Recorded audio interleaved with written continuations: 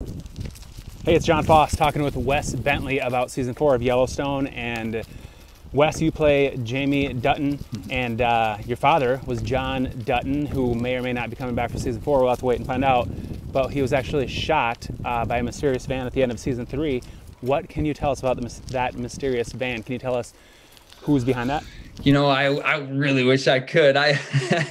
But even if I did, it wouldn't be as good as Taylor Sheridan showing you through his filmmaking, because he's a better storyteller than I am.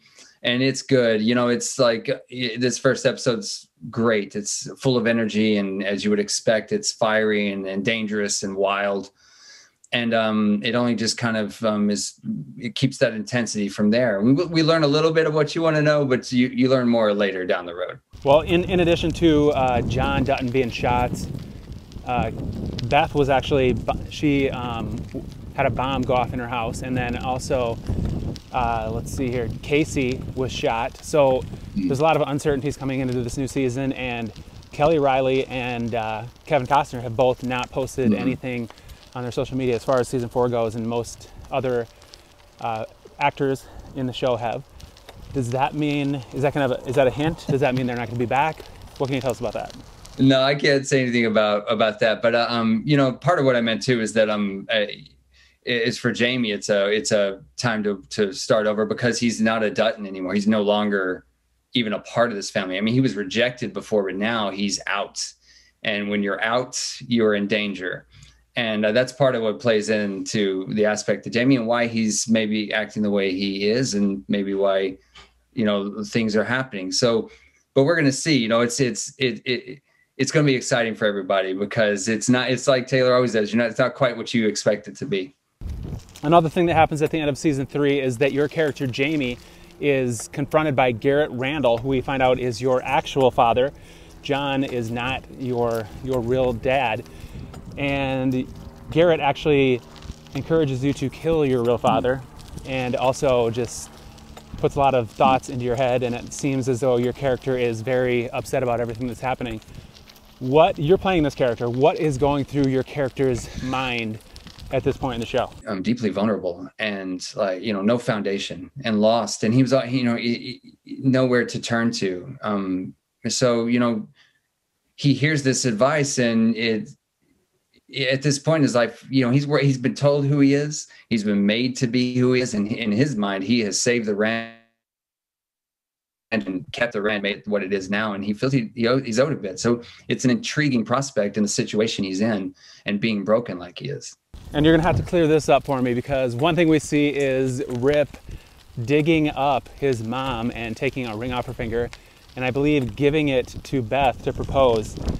Is that what happened, number one? And number two, what's up with that? Because that doesn't seem like the most romantic thing to me, but hey, what do I know?